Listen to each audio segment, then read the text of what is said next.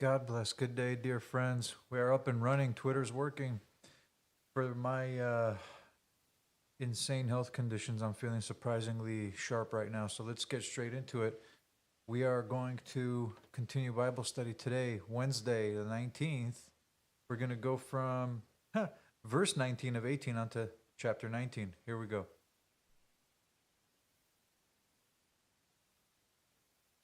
Then the Lord said to Aaron, Behold, I have put you in charge of my offerings. As for all the sacred offerings of the Israelites, I have given them to you and your sons as a portion and a permanent statute. A portion of the most holy offerings reserved from the fire will be yours. From all the offerings they render to me as most holy offerings, whether grain offerings or sin offerings or guilt offerings, that part belongs to you and your sons. You are to eat it as a most holy offering, and every male may eat it. You shall regard it as holy. And this is yours as well, the offering of their gifts, along with all the wave offerings of the Israelites. I have given this to you and your sons and daughters as a permanent statute. Every ceremonially clean person in your household may eat it. I give you all the freshest olive oil, and all the finest new wine and grain that the Israelites give to the Lord as their first fruits.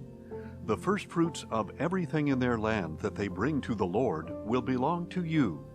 Every ceremonially clean person in your household may eat them.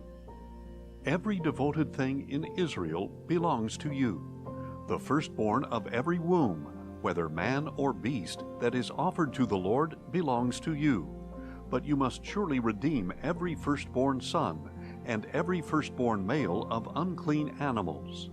You are to pay the redemption price for a month-old male according to your valuation, 5 shekels of silver according to the sanctuary shekel, which is 20 gerahs.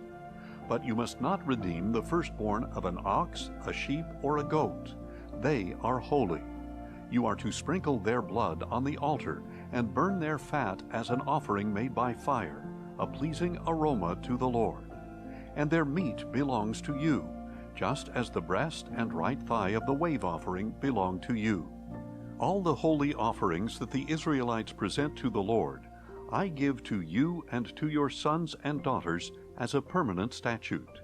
It is a permanent covenant of salt before the Lord for you and your offspring. Then the Lord said to Aaron, You will have no inheritance in their land, nor will you have any portion among them. I am your portion and your inheritance among the Israelites. Behold, I have given to the Levites all the tithes in Israel as an inheritance in return for the work they do, the service of the tent of meeting. No longer may the Israelites come near to the tent of meeting, or they will incur guilt and die. The Levites are to perform the work of the tent of meeting, and they must bear their iniquity. This is a permanent statute for the generations to come. The Levites will not receive an inheritance among the Israelites. For I have given to the Levites as their inheritance the tithe that the Israelites present to the Lord as a contribution. That is why I told them that they would not receive an inheritance among the Israelites. And the Lord instructed Moses, Speak to the Levites, and tell them, When you receive from the Israelites the tithe that I have given you as your inheritance, you must present part of it as an offering to the Lord, a tithe of the tithe. Your offering will be reckoned to you as grain from the threshing floor or juice from the winepress. So you are to present an offering to the Lord from all the tithes you receive from the Israelites, and from these you are to give the Lord's offering to Aaron the priest. You must present the offering due the Lord from all the best of every gift, the holiest part of it. Therefore say to the Levites, When you have presented the best part, it will be reckoned to you as the produce of the threshing floor or winepress. And you and your households may eat the rest of it anywhere. It is the compensation for your work at the tent of meeting. Once you have presented the best part of it, you will not incur guilt because of it. But you must not defile the sacred offerings of the Israelites, or else you will die. Then the Lord said to Moses and Aaron, "This is the statute of the law that the Lord has commanded. Instruct the Israelites to bring you an unblemished red heifer that has no defect and has never been placed under a yoke. Give it to Eleazar the priest, and he will have it brought outside the camp and slaughtered in his presence. Eleazar the priest is to take some of the blood on his finger and sprinkle it 7 times toward the front of the tent of meeting. Then the heifer must be burned in his sight. Its hide, its flesh, and its blood are to be burned, along with its dung. The priest is to take cedar wood, hyssop, and scarlet wool, and throw them onto the burning heifer. Then the priest must wash his clothes and bathe his body in water. After that he may enter the camp, but he will be ceremonially unclean until evening. The one who burned the heifer must also wash his clothes and bathe his body in water, and he too will be ceremonially unclean until evening. Then a man who is ceremonially clean is to gather up the ashes of the heifer and store them in a ceremonially clean place outside the camp. They must be kept by the congregation of Israel for preparing the water of purification. This is for purification from sin. The man who has gathered up the ashes of the heifer must also wash his clothes, and he will be ceremonially unclean until evening. This is a permanent statute for the Israelites and for the foreigner residing among them. Whoever touches any dead body will be unclean for 7 days.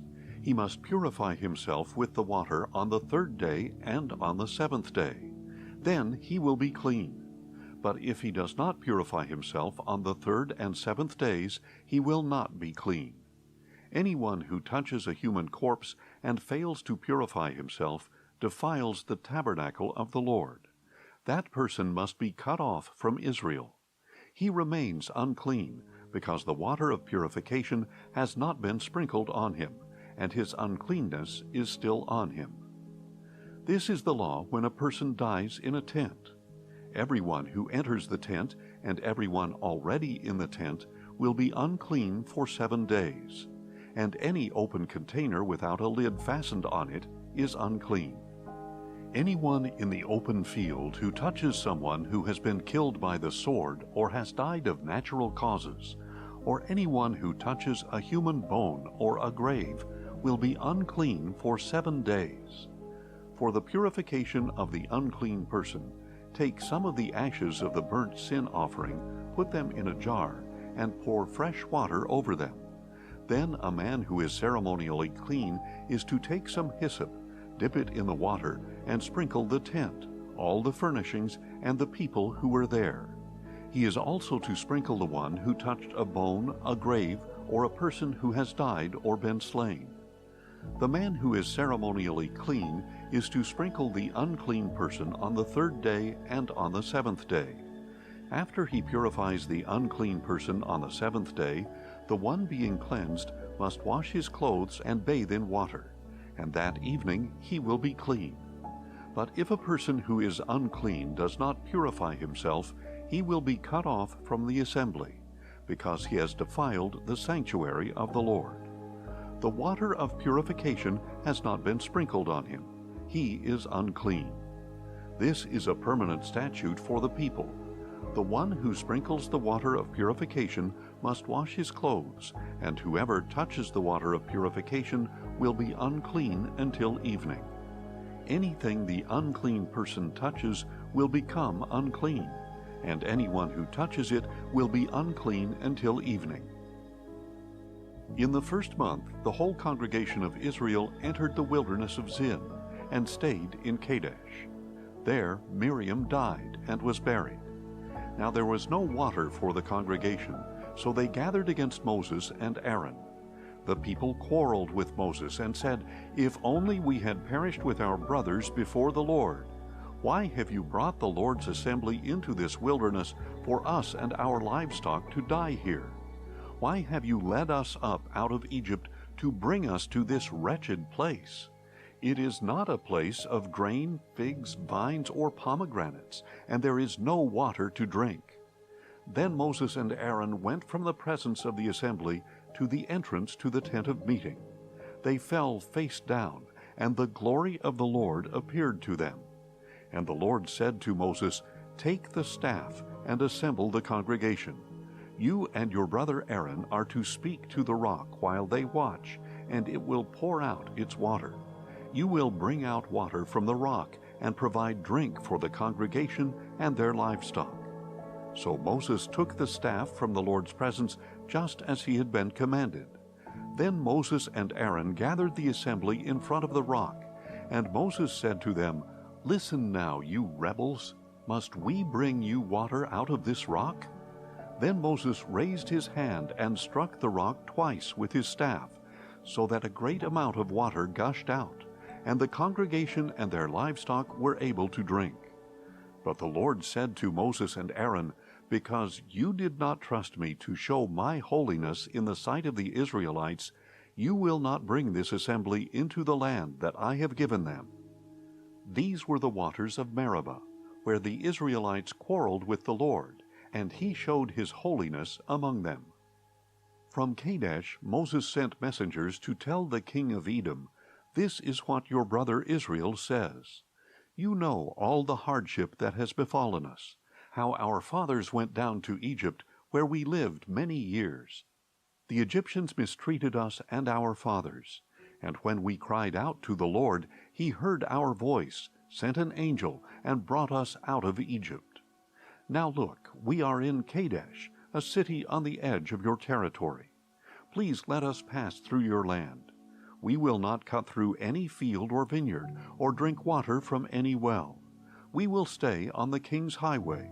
We will not turn to the right or to the left until we have passed through your territory."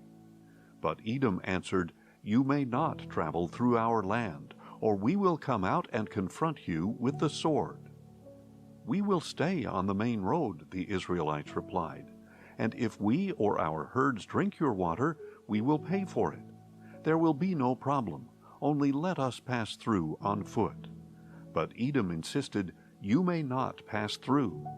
And they came out to confront the Israelites with a large army and a strong hand. So Edom refused to allow Israel to pass through their territory, and Israel turned away from them. After they had set out from Kadesh, the whole congregation of Israel came to Mount Hor.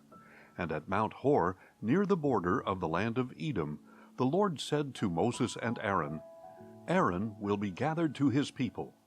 He will not enter the land that I have given the Israelites, because both of you rebelled against my command at the waters of Meribah. Take Aaron and his son Eleazar, and bring them up Mount Hor. Remove Aaron's priestly garments, and put them on his son Eleazar. Aaron will be gathered to his people, and will die there." So Moses did as the Lord had commanded, and they climbed Mount Hor in the sight of the whole congregation. After Moses had removed Aaron's garments and put them on his son Eleazar, Aaron died there on top of the mountain. Then Moses and Eleazar came down from the mountain. When the whole congregation saw that Aaron had died, the entire house of Israel mourned for him 30 days. When the Canaanite king of Arad, who lived in the Negev, heard that Israel was coming along the road to Atharim, he attacked Israel and captured some prisoners. So Israel made a vow to the Lord, "If you will deliver this people into our hands, we will devote their cities to destruction." And the Lord heard Israel's plea and delivered up the Canaanites. Israel devoted them and their cities to destruction, so they named the place Hormah. Then they set out from Mount Hor along the route to the Red Sea, in order to bypass the land of Edom.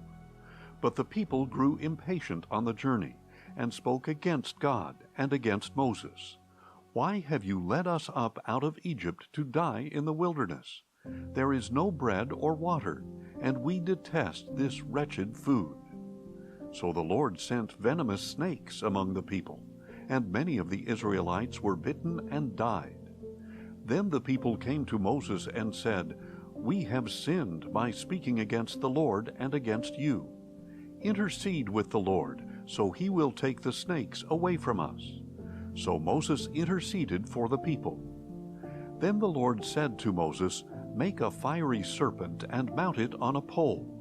When anyone who is bitten looks at it, he will live. So Moses made a bronze snake and mounted it on a pole. If anyone who was bitten looked at the bronze snake, he would live. Then the Israelites set out and camped at Oboth. They journeyed from Oboth and camped at Abarim in the wilderness opposite Moab to the east. From there they set out and camped in the valley of Zered. From there they moved on and camped on the other side of the Arnon, in the wilderness that extends into the Amorite territory. Now the Arnon is the border between the Moabites and the Amorites. All right, my dear friends, there we go for today. Let me give a quick refresh, see how we started off with more of the offerings of the priests and the Levites. Sorry, for the priests and Levites. That's something very important to distinguish there. We continued on right into the red heifer practice and then the purifications of the unclean. I don't know how much to rehash about that because it's been said so many times over that God's always making a way for his children, setting out every single rule possible so that they don't fall victim to any sins. Yet, guess what? With that theme of preparation and helping the Israelites, guess what happens? They complain time and time and time again. And going into chapter 20, water from the rock. This is where Moses and Aaron sin that they don't get to go into the promised land, along with the multitude there, unfortunately. Much like Moses, yesterday I lost my cool. I'm human. What can I do? God forgive me. Been having some terrible sleep issues. It's made me very cranky. Poor Moses, maybe he didn't get a chance to get good sleep. The issue here, if you look at verse 8, God specifically tells them, take the staff and the assembly. Now, while they watch, he says, speak to the rock. God says to Moses and Aaron, speak to the rock and it will pour out its water. What happens instead is in verse 11, Moses strikes the rock twice. He strikes the rock twice. I heard one teacher on this subject say he had to hit it twice because the first time didn't work because he was in disobedience to God. And then out of an act of mercy, water came out so that they wouldn't be thirsty. So that is the sin of Moses and Aaron, unfortunately, which we are all victim to, my friends. This is not pointing the finger at them. Poor guys, they're dealing with these people. Soon after, see, Edom refuses them passage. You have the death of Aaron, which is pretty traumatic for them. And then you go into a few of the wars. And yeah, even with all that, God blesses them with victory. He says, the battle belongs to me. The war belongs to me. Victory belongs to me. So all of that being said, they constantly find room to complain. And where we ended today, right there, we got to the serpent, which was yet another complaint that they had. And I'm trying to find real quick what chapter it started. It was before Balaam, I believe. And look at Balaam. My goodness, what an interesting one that is. Yeah, defeat of Og, the journey to Moab. The spies go out and check it, and here we go. All right, friends, there you go. I'll find the serpent one. That's a big one. It's hard to miss. I just couldn't find the chapter. So let's see. No one in the TikTok today. God bless our friend Jacqueline in the Twitter space, which is finally working. Yesterday was out, but there we are, my dear friends. As we end every day, we say, God bless you all and your families. I hope you're doing well. Destroy all pride and vanity. Remain humble and ready for self-sacrifice. Be grateful for absolutely everything. Tell your family and your friends you love them dearly. So may the Lord God bless you and keep you. May he make his face shine upon you and be gracious to you. May he lift up his countenance upon you and grant you peace. We pray in the name of the Prince of Peace. Amen. God bless you all, my dear friends. Until God willing, tomorrow around the same time. Take care, everyone.